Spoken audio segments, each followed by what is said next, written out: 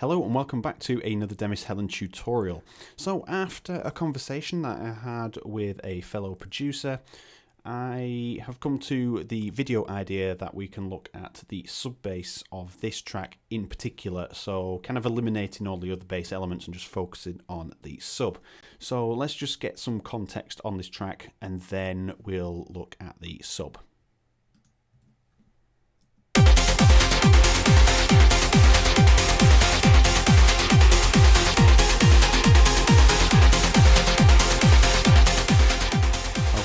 So you can hear that the bass line is not up front, but it is there to support. There's a thing where you've got to have the bass punchy enough to take control in the sections, i.e. leading up to melodic introductions and strings and stuff like that. But it's also got to not fade into the background, but take a back seat in that section and become a supporting role rather than a main focus role. And the sub always seems to be an issue with people, one, connecting it with the kick drum, like this. So it's quite tight, it's quite tidy, it's got a lot of warmth in it still, but it's not overpowering, it's not taking up headroom, and it is down to gain staging. But there's a couple of things on here I want to show. So we've got a VU meter here on the right hand side. So can we bring it in anymore?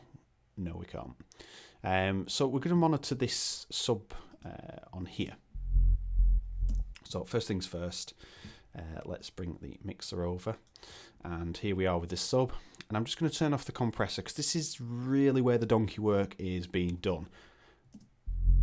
So if we have a look at this level here, look at where the audio levels are. So it keeps peaking here, and what it's doing is it's quite low at points, and then it's really quiet, and then it's quite high at other points. So you can see it's at 15, just above 15, and then it'll push higher and higher. And that is just the nature of the sound. It's got a lot of fluctuation in it. Just the way I've made the sub bass to get it nice and warm, so there's a bit of stereo detail in there which creates that thick sound, and it's just flying all over the place. So to bring it under control, put a little bit of compression on, and then if you take a look at the levels, let's just keep watching, you can see they go from about here where the mouse is to 15, and it's very rare, if at all, it goes above 15. And you've got a bit more of a overall balanced level. It's still jumping around a little bit, but it's more controlled. And when you look at the compressor here, we've got a fairly sharp attack. It's not the sharpest it can be, a fairly slow release, and then we've used a 4:1 ratio and then just threshold to taste. And I've gone for a -8 dB reduction, as you can see here, maximum. So that's giving you an output of -7.5 there. And that just keeps everything under control, and then I've obviously boosted this here to keep the signal trail at the same volume. Now, what it's doing is keeping these inconsistencies, so you can see these rises in volume being crushed here, and then it's being let through where it's a bit quieter. So it's doing the opposite to what the bass is doing. You can see there's a big peak there, then it goes back level, and then there's a peak and a dip. So there's a lot of things. The dips are just audio pops from this rubbish audio interface I have, so don't worry about these dips. It's a really low quality audio interface. And so you can see how uneven the sound is, and we don't want to just smooth it out so it's flat, because one, it's never going to happen, and two, it'll just sound so overcompressed it'll just be pointless even going through the exercise. So the compression is keeping those levels more constant rather than just jumping all over the place. And then we have a few other things going on. So the EQ before the compression, as you can see, I've cut out the kick area. So this is where the kick is operating. You can see that Pro Q3 is showing me the kick drum. Now there, the kick drum at the bottom. So it's overlaying it on my bass. And what it's showing me is where the kick drum is conflicting with the bass, so reduce it. And then I've boosted the lower end here to kind of bring some of the weight back, because you lose a lot of the focus where the bass likes to operate. I've cut out some of the boxiness. You always get that horrible like cardboard box noise there, so I've just cut that out there, and then you can see it tails off pretty quickly, and we'll cover that next.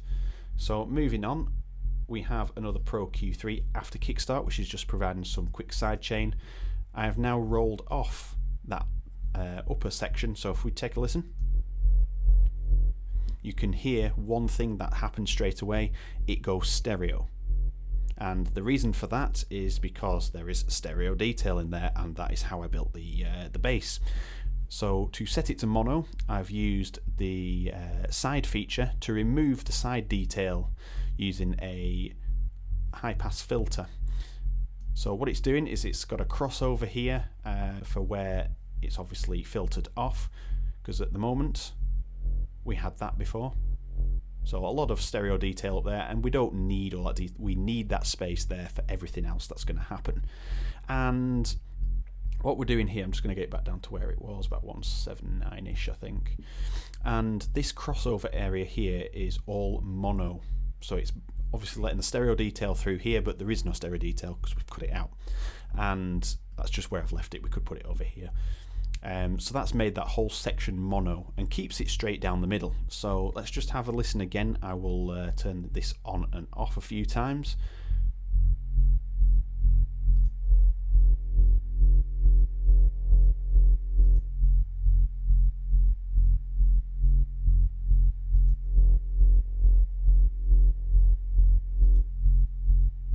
So as you can hear, it tidies up the sound as well as concentrates it into one specific area. You don't want the bass to cover the entire spectrum, you just want it to do the bit that it needs to do, and then you can obviously do what you need to do to get that sounding how you want it in your track. As you can see, it goes through to a bass bus as well, and that is how the power comes into it there. And that's just a bit of gain and using the compressor. So the compressor here, you can see it's accounting for everything, so it's all the bass elements going through. So a fairly slow attack to let all the transient detail through, and then just various tailored settings with a mid scoop here as well, because it comes with a mid scoop on this one. And that is it, bit of dry signal mixed in, all good to go. And then these are just really to get the levels right, and there's a little bit of compression on here because we're doing some side shading. We've got a bit of final EQ, that's just for a automation sweep that I do for the breakdown. We've got a VU meter here, and then finally we do have a limiter operating here. I can't remember putting that there, but it's there. And yeah, that's how I've processed the sub bass. So if there's a different way, or there's other ways, let me know in the comments, send me an email, and I'll try to cover all different topics, because there's never just one way to approach things. But that has given me the room to obviously make this track sound a lot more warmer on the low end, without it taking up all the headroom. Okay, so I'm going to let you listen to all the bass sounds now.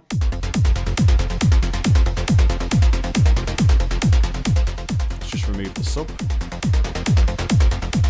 So if you're wearing headphones, you'll notice that the warmth has disappeared.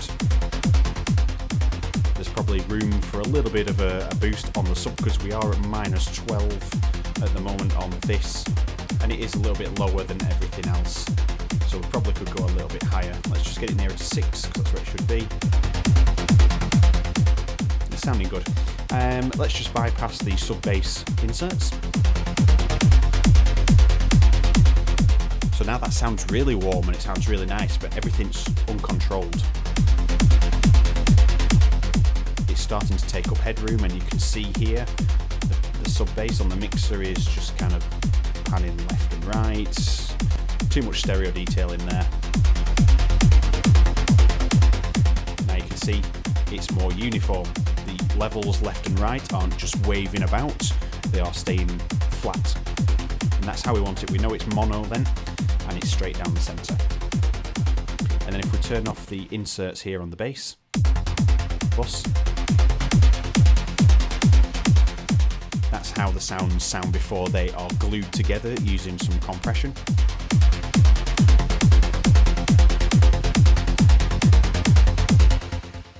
And just quickly, if you're wondering why there's all these compressors here, but not they're all greyed out, it's because I did a video on using free compressors and which ones were the best, so between Molot and these few here. So video is on screen now if you want to see that. So that hopefully clears up a little bit of sub-bass issues with your track.